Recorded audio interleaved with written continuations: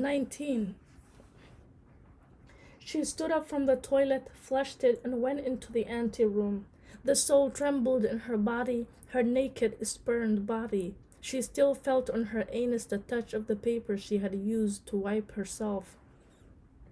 And suddenly something unforgettable occurred. Suddenly she felt a desire to go into him and hear his voice, his words. If he spoke to her in a soft, deep voice, her soul would take courage and rise to the surface of her body, and she would burst out crying.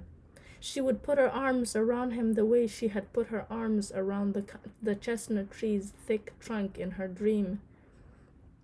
Standing there in the anteroom, she tried to withstand the strong desire to burst out crying in his presence. She knew that her failure to withstand it would have ruinous consequences. She would fall in love with him. Just then, his voice called to her from the inner room. Now that she had heard that voice by itself, divorced from the engineer's tall stature, it amazed her. It was high-pitched and thin. How could she have ignored it all this time? Perhaps the surprise of that unpleasant voice was what saved her from temptation. She went inside, picked up her clothes from the floor, threw them on, and left. 20. She had done her shopping and was on her way home. Karenin had the usual roll in his mouth. It was a cold morning. There was a slight frost. They were passing a housing development where in the spaces between buildings the tenants maintained small flower and vegetable gardens, when Karenin suddenly stood stock still and riveted his eyes on something. She looked over, but could see nothing out of the ordinary. Karenin gave a tug, and she followed along behind. Only then did she notice the black head and large beak of a crow lying on the cold dirt of a barren plot. The bodiless head bobbed slowly up and down, and the beak gave out an occasional hoarse and mournful croak. Karenin was so excited he dropped his roll. Teresa tied him to a tree to prevent him from hurting the crow. Then she knelt down and tried to dig up the soil that had been stumped down around the bird to bury it alive. It was not easy. She broke a nail. The blood began to flow. All at once a rock landed nearby. She turned and caught sight of 2 9 or 10-year-old boys peeking out from behind a wall. She stood up. They saw her move, saw the dog by the tree, and ran off. Once more she knelt down and scratched away at the dirt. At last she succeeded in pulling the crow out of its grave. But the crow was lame and could neither walk nor fly. She wrapped it up in the red scarf she had been wearing around her neck and pressed it to her body with her left hand. With her right hand she untied Karenin from the tree. It took all the strength she could muster to quieten him down and make him heel. She rang the doorbell, not having a free hand for the key. Tomasz opened the door. She handed him the leash and with the words, "Hold him," took the crow into the bathroom. She laid it on the floor under the wash basin. It flapped its wings a little, but could move no more than that. There was a thick yellow liquid oozing from it. She made a bed of old rags to protect it from the cold tiles. From time to time the bird would give a hopeless flap of its lame wing and raise its beak as a reproach. 21. She sat transfixed on the edge of the bath, unable to take her eyes off the dying crow. In its solitude and desolation, she saw a reflection of her own fate, and she repeated several times to herself, "I have no one left in the world but Tomasz." Did her adventure with the engineer teach her that casual sex has nothing to do with love? That it is light, weightless? Was she calmer now? Not in the least bit. She kept picturing the following scene. She had come out of the toilet and her body was standing in the anteroom, naked and spurned. Her soul was trembling, terrified, buried in the depths of her bowels. If at that moment the man in the inner room had addressed her soul, she would have burst out crying and falling into his arms. She imagined what it would have been like if the woman standing in the anteroom had been one of Tomash's mistresses, and if the man inside had been Tomash. All he would have had to do was to say one word, a single word, and the girl would have thrown her arms around him and wept. Teresa knew what happens during the moment love is born. The woman cannot resist the voice calling forth her terrified soul. The man cannot resist the woman whose soul thus responds to his voice. Tomasz had no defense against the lure of love, and Teresa feared for him every minute of every hour. What weapons did she have at her disposal?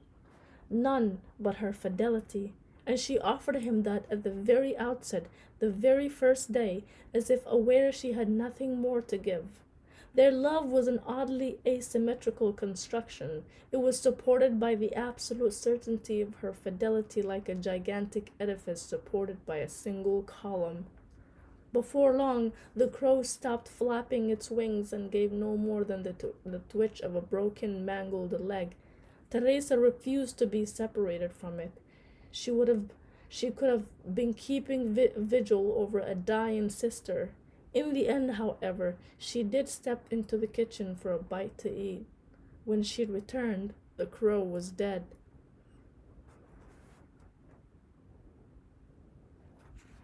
22. In the first year of her love, Teresa would cry out during intercourse. Screaming, as I have pointed out, was meant to blind and deafen the senses. With time she screamed less, but her soul was still blinded by love and saw nothing. Making love with the engineer in the absence of love was what finally restored her soul's sight. During her next visit to the sauna, she stood before the mirror again and, looking at herself, reviewed the scene of physical love that had taken place in the engineer's flat. It was not her lover she remembered. In fact, she would have been hard put to describe him. She may not even have noticed what he looked like naked.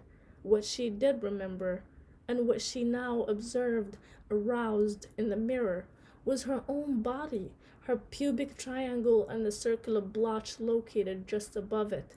The blotch, which until then she had regarded as the most prosaic of skin blemishes, had become an obsession. She longed to see it again and again in the impossible proximity to an alien penis. Here, I must stress again, she had no desire to see another man's organs. She wished to see her own private parts in close proximity to an alien penis. She did not desire her lover's body. She desired her own body, newly discovered, intimate, and alien beyond all others, incomparably exciting. Looking at her body speckled with droplets of shower water, she imagined the engineer dropping in at the bar. Oh, how she longed for him to come, longed for him to invite her back. Oh, how she yearned for it.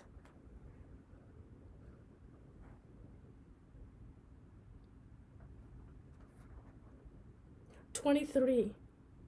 Every day she feared that the engineer would make his appearance and she would be unable to say no.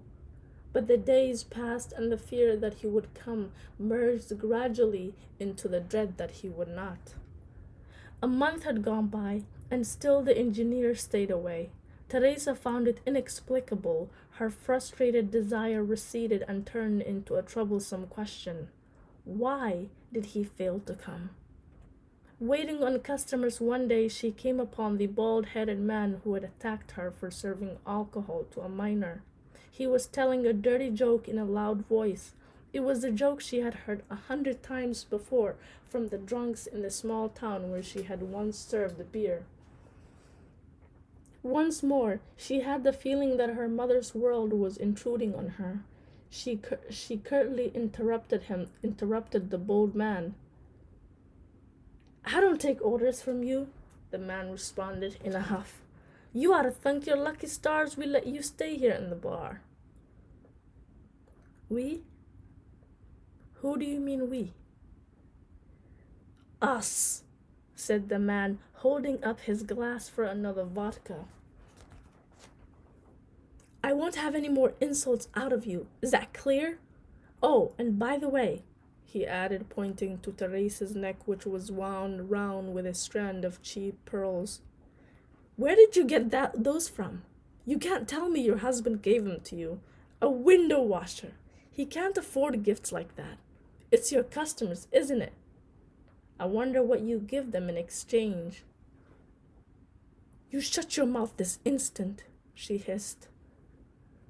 Just remember that prostitution is a criminal offense, he went on, trying to grab hold of the necklace.